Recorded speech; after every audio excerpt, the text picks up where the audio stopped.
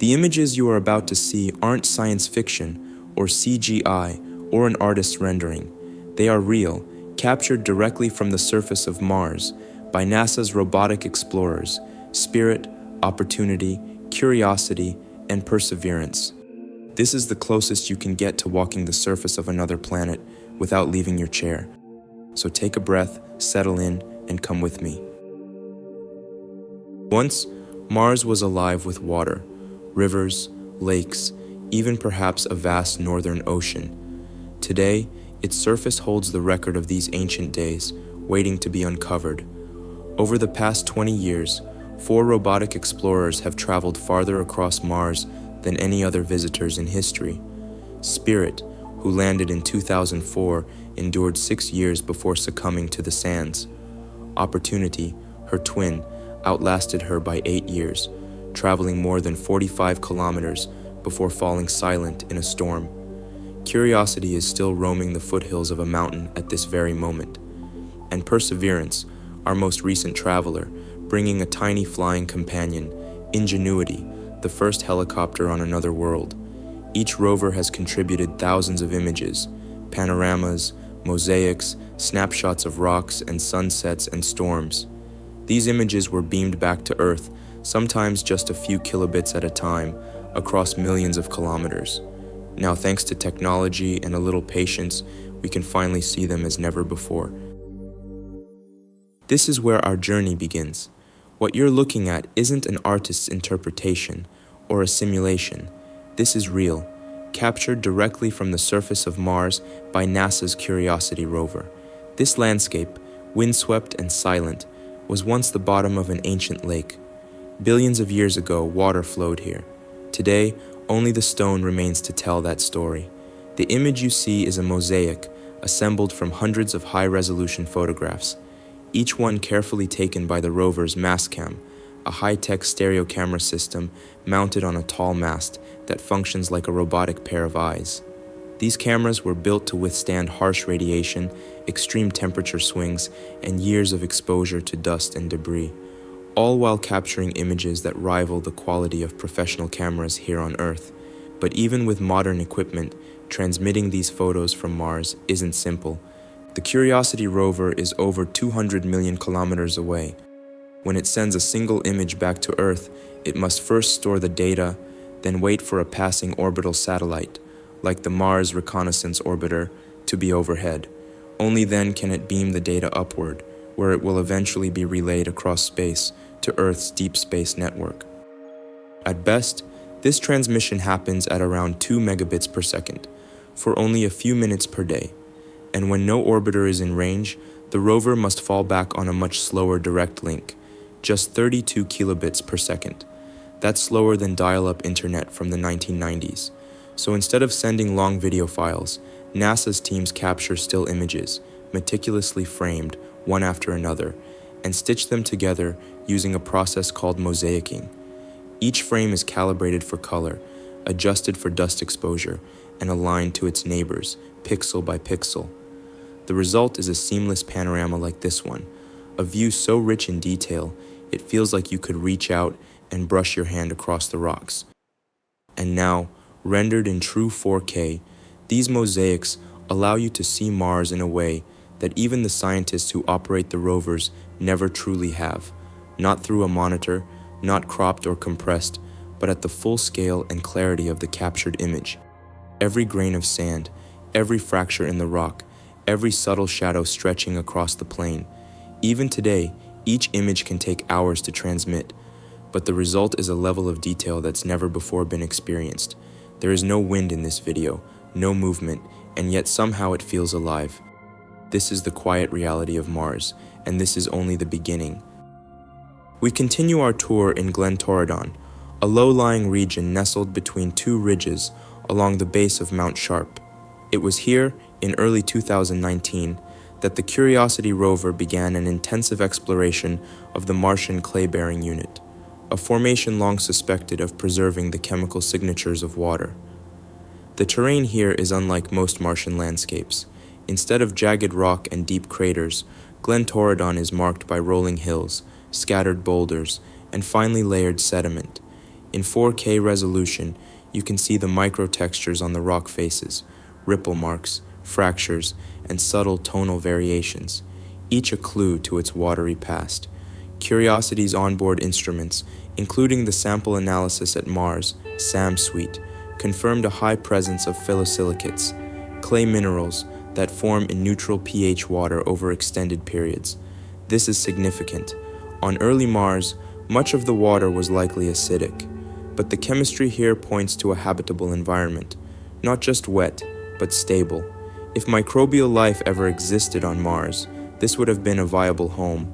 At the edge of Glentorridon lies a hardened ridge, and just beyond it, we ascend into a more rugged zone, Vera Rubin Ridge. Named after the astronomer Vera Rubin, a pioneer in galaxy rotation and dark matter studies, this ridge provides an elevated viewpoint across Gale Crater.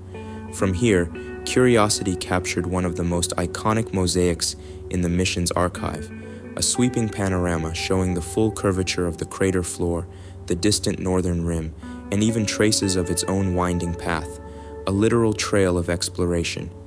Vera Rubin Ridge is composed of hematite-rich rock, an iron oxide that on Earth typically forms in the presence of water. Hematite was first detected from orbit, making this location a primary mission target before landing.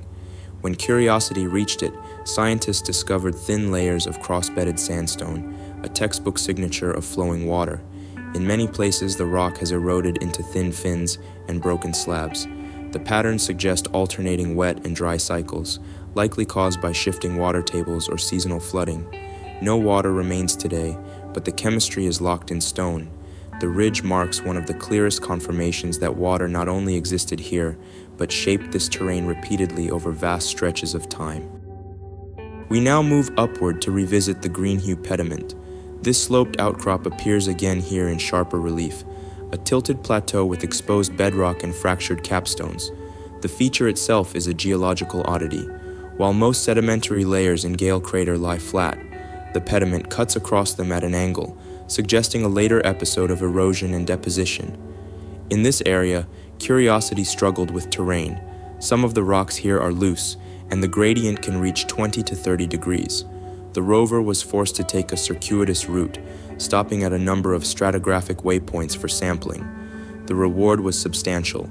The chemistry at Greenhue pediment revealed sulfate-bearing rocks, pointing to a different kind of water environment, more saline and potentially more acidic. This region marks a chemical transition in the history of Mars, from freshwater lakes to more briny and evaporative systems. It's a turning point in Mars' environmental story. Heading back down to the lower slopes, we enter the Murray Buttes, a stunning landscape of freestanding rock pillars, cliffs, and mesas. Each butte is the heavily eroded remnant of a once continuous layer of rock, now shaped by wind and time into towering spires. Captured by Curiosity in 2016, this region provides some of the most photogenic scenes of the mission. The buttes rise roughly 15 to 20 feet, and in high-resolution mosaics, you can see fine laminations along their sides, layers laid down by sediment and then slowly worn away. Their composition is primarily mudstone, with interbedded sandstone indicating cycles of lakebed deposition followed by periods of desiccation and erosion. Murray Buttes also serve as a natural window into ancient Mars atmospheric history. Wind-scoured patterns on the rocks suggest consistent wind directionality, which aligns with models of Mars' axial tilt and climate cycles. In essence, these formations are as much about Mars' air as its water. Now we shift across the planet to a scene captured not by Curiosity, but by Opportunity in 2015. The Spirit of St. Louis crater sits near the western edge of Endeavour crater, a massive impact basin measuring over 22 kilometers across. Unlike most craters, this one has a raised central mound and a debris-covered interior, shaped by both impact and subsequent wind erosion. Opportunity reached this site after a multi-year trek and was forced to bypass the crater rim due to treacherous terrain, soft soil and steep slopes that would have risked immobilization. Here, we find a convergence of Martian history and human tribute. The crater was named after Charles Lindbergh's plane, the Spirit of St. Louis, which itself was named to honor the support of ordinary citizens. The idea, Great exploration, even interplanetary, is a shared achievement. The images from this region were taken late in Opportunity's mission, just a few years before its end. They show a landscape both harsh and beautiful, a reminder of the rover's endurance and of the fragility of our machines on alien worlds. Victoria Crater is one of the largest features explored by Opportunity. At over 750 meters in diameter, it's big enough to be seen from orbit, and in fact, it was.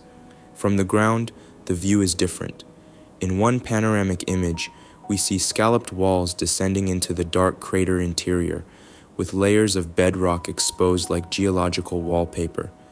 These layers preserve the history of repeated impacts and surface processes, offering insight into how Mars' crust has evolved over time.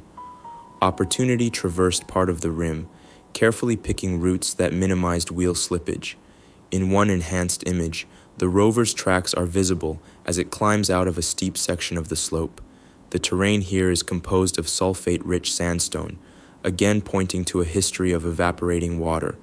Opportunity eventually left Victoria to pursue even older terrain, but the crater remains a highlight, both scientifically and visually.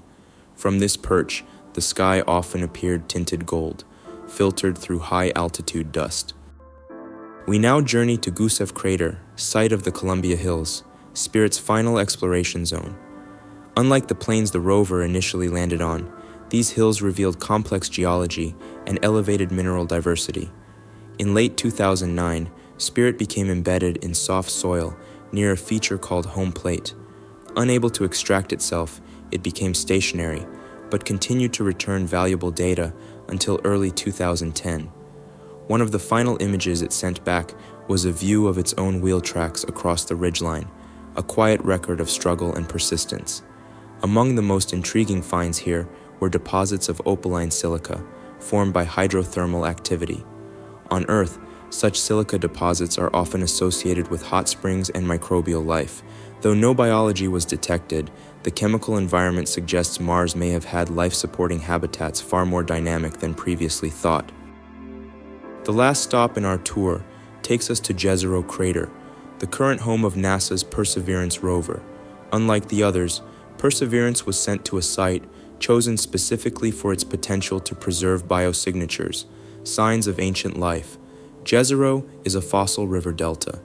In images taken from orbit, you can trace the outline of a former lake, its inlet and outlet clearly visible. From the ground, Perseverance has captured rock formations with visible layering, branching patterns, and clay mineralogy, all typical of sedimentary deltaic environments on Earth.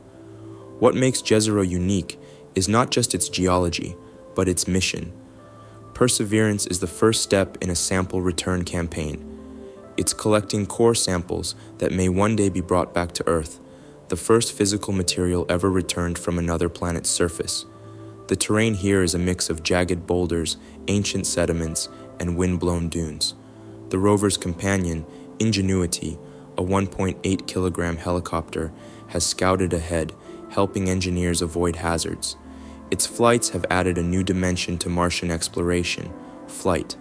In a 4K composite of the landing site, you can spot the parachute, backshell, and even the scorch marks from descent thrusters, a modern archaeological site, barely a few years old. At this point in our journey, we've traveled across towering ridges, ancient lake beds, and wind-scoured plateaus. But to fully experience Mars, not just as observers, but as participants, we need to slow down. So for a few moments, let's do something different. Look at this image. It might seem like just another dusty panorama, but take a second and scan the landscape. Do you see anything unusual?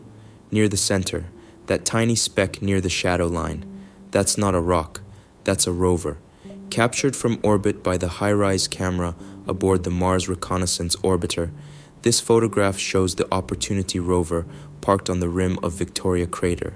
From this height, it's the size of a pixel, barely visible unless you know where to look. But it's there, a single human-built machine, alone on another world, framed against the vast emptiness of Mars. Moments like this help recalibrate our perspective. They remind us that while this landscape is billions of years old, something new is happening here. and you're looking at it. Now let's shift scenes. Here's another frame. It looks almost like a portrait. Curiosity standing proudly on a rocky slope. But who took the picture? There's no drone, no second rover, and no astronauts. The answer is both technical and clever. The image is the result of dozens of overlapping photos taken by a camera on the rover's robotic arm. The arm itself is digitally removed during processing, leaving behind a seamless self-portrait, not for vanity, but for inspection. NASA engineers use these images to check wear on wheels, cameras, and structural components. To the untrained eye, it looks like someone else is there, holding the camera. But there's no one, just the robot, and the horizon, and the waiting dust. Sometimes, these scenes play tricks on us. In one series of images captured in the early Martian evening, the sun is setting in the west, but instead of orange or red, the sky near the sun turns pale blue. It feels backwards, until you remember the Martian atmosphere is thinner, filled with fine dust particles that scatter sunlight differently. Here, blue light survives longer through the haze. That's why Mars, the red planet, gives us blue sunsets. Our journey doesn't end here. Right now, Perseverance is rolling across the floor of Jezero Crater, sampling rocks that may hold signs of ancient life. Ingenuity is testing the limits of flight in another world's sky. New missions are planned. Some will return Martian soil to Earth for the first time. And maybe, just maybe, in a decade or two, the tracks left in these images will be joined by something new. Footprints pressed into the red dust by human boots. You have just walked across riverbeds that once flowed with water. You have climbed mountains taller than any on Earth, wandered ancient craters, and watched the sun set on a silent world. All of this is real. All of this is Mars. The story of Mars is still being written, and now you are part of it. Thanks for watching, and see you next time.